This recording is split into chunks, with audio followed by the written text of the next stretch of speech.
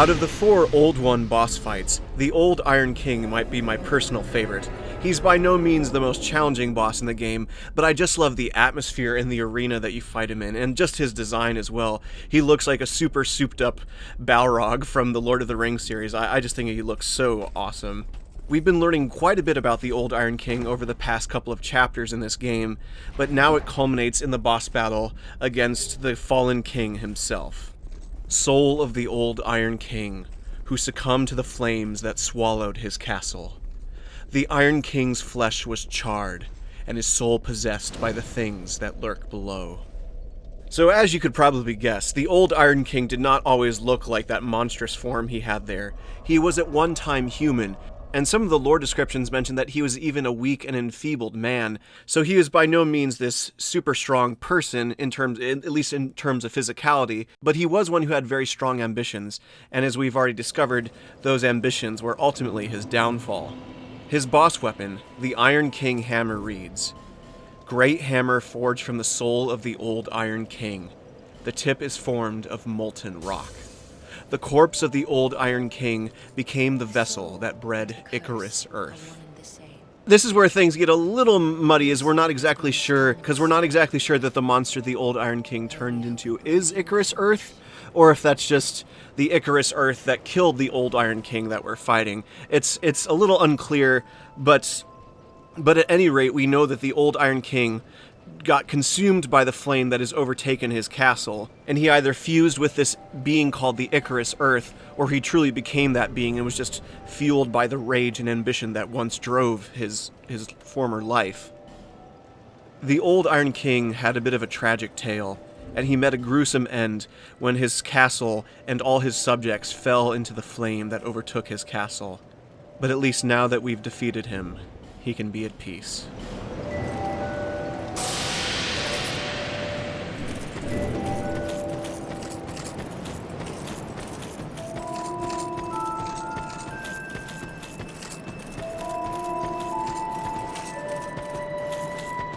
Wait, you found your way out too. The name's Gilligan. Don't make me say it twice. All right, what do you want? I have everything you need.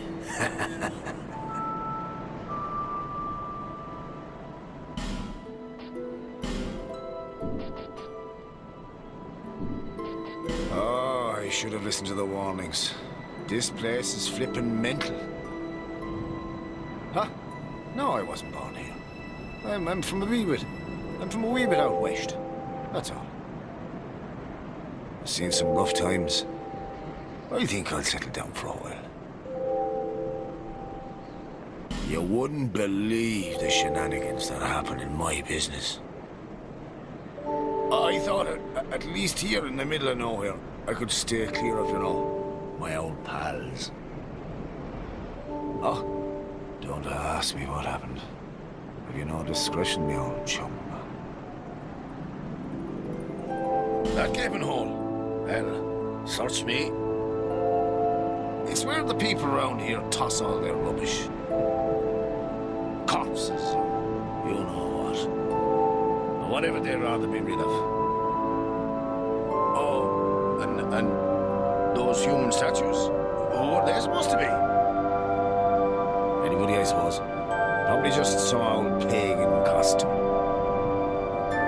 What's it like at the bottom of the hole? Well, why in the hell would I know? Oh, yeah. Somebody told me that the grave of a saint lies below here. Not built by the king, no. It dated back to a time long before him. The tomb connects to that hole. And there's something about some rat king down there. Hell, if the old rat is as rich as they say, maybe I should go and pay him a visit. Oh, huh? Seems... What? Don't waste my time.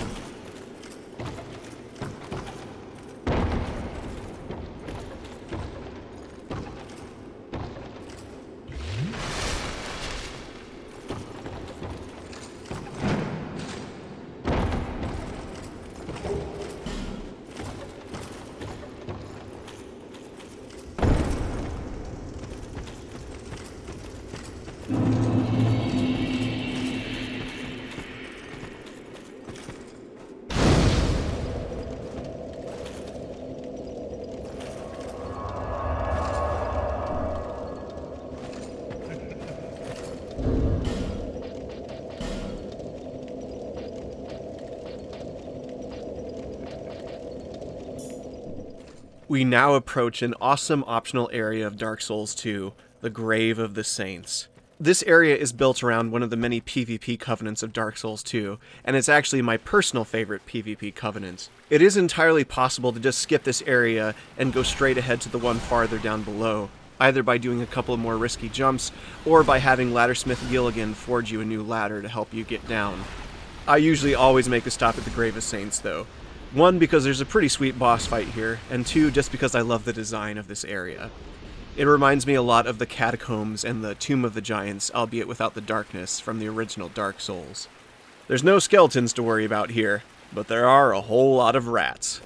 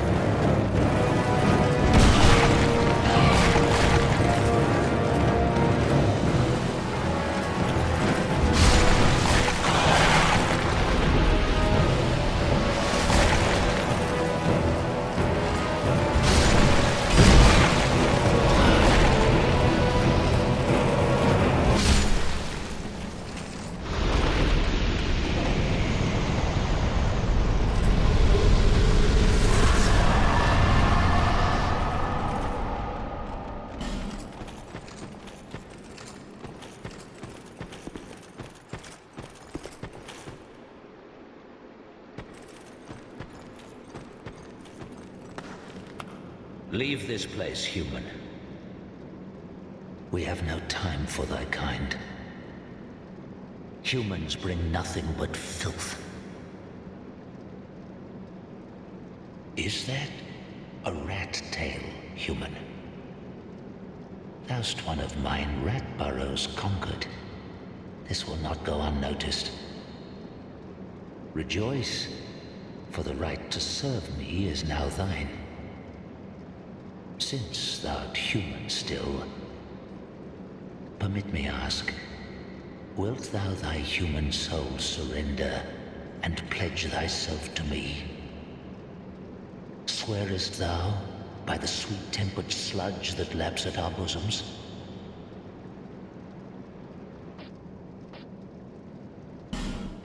Of course.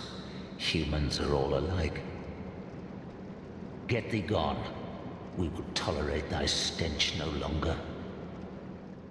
And so we've discovered my favorite PvP covenant of Dark Souls 2, the Rat King Covenant, where all those who pledge allegiance to the Rat King serve him by fending off any invaders of his realm. In order to join this covenant, you must pass one of 2 tests the Rat King has set up, and we've already completed one of them by defeating the Royal Rat Vanguard.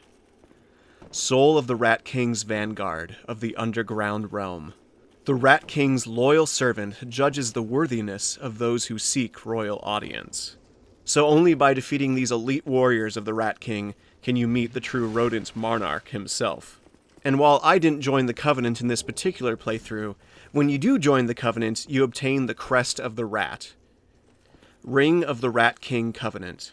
Join this covenant and wear this ring to lure trespassers of the Rat King's territory into your world. If you receive this ring, rejoice in the opportunity to demonstrate your allegiance to this eminently noble being. And I love how I'm not entirely sure whether that last line is being sarcastic or not. But foul and creepy he may be, the Rat King does have some very almost noble qualities to him. When you talk to him later on, when you join his covenant, he has a lot of fun backstory to share, and I'll be probably sharing some of his dialogue when we meet him again for the second time. But what I like about this PvP covenant in particular is that the person you're invading doesn't lose anything if they die. Instead, you, the aggressor, so to speak, are the one who loses stuff. How it works is a player who is currently in one of the Rat King's domains gets summoned to your world, and you have to either kill him or stop him from reaching the exit by killing him. So either way, you have to stop him one way or the other. But the nice thing about the Rat King Covenant is all the rats are now friendly towards you and hostile towards any enemy invaders, and every time you defeat someone, you get a Pharos Lockstone in addition to a Rat Tail, which is the Covenant item. More on that in just a bit. As you probably noticed, there are a ton of Pharos Lockstones in the Grave of Saints, as well as the other Rat King area we'll visit later. Most of these are actually traps, though, and if you're not part of this covenant, these seem pretty useless because all they do is hurt you. But if you are part of the Rat King Covenant, you get to do all sorts of fun stuff with the Pharos Lockstones in these areas. The Rat Tail, though, this is an important item in the Covenant, as this is what allows you to rank up in the Covenant. The Rat Tail reads, "A severed rat's tail. Demonstrate fidelity by offering it to the Rat King, and strengthen the bond with your covenant." The Rat King is proud and merciful, as any king true to his stature should be. The Rat King looks favorably upon those who follow the path of right, even disgraceful humans. So even though we may be disgusting humans, as long as we pledge to serve this Rat King, he's okay with us being there, although we're probably not his first pick in his line of defense. As you can probably tell, I really like the Covenant and the story behind this Covenant. I think there's a lot of really cool aspects and uniqueness, because I can't think of too many RPGs where you actually get to join all the rodents that you get to fight, so that's pretty interesting. And this Covenant is exclusive to Dark Souls 2, which I think makes it even more unique. It's a lot of fun. Or at least I think it's a lot of fun. As I said, it's my personal favorite PvP covenant of the game, and we'll explore even more about the Rat King and his followers in a later chapter.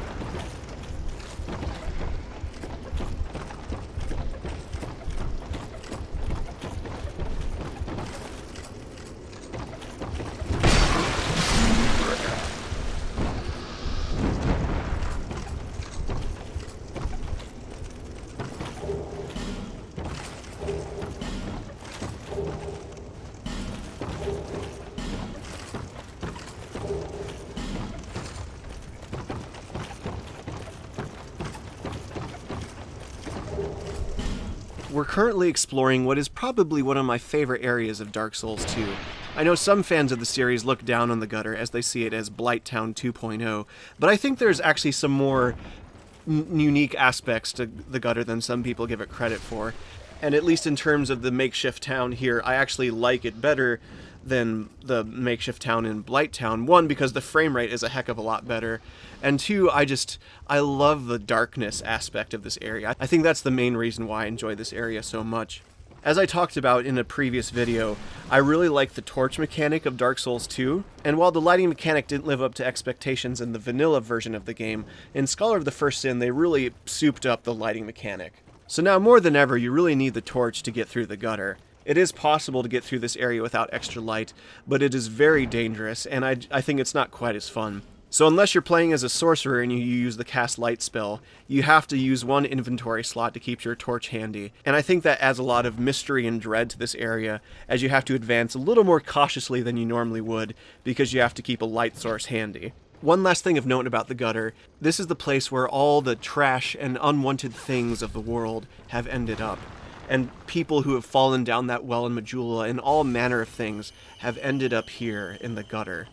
And even further below is another level that is filled to the brim with poison and terrifying creatures. And it is a place of utter blackness, save for the glowing poison of the statues. But before we can make our way to the blackness and poison of the Black Gulch, we must finish traversing the darkness and dangers of the gutter.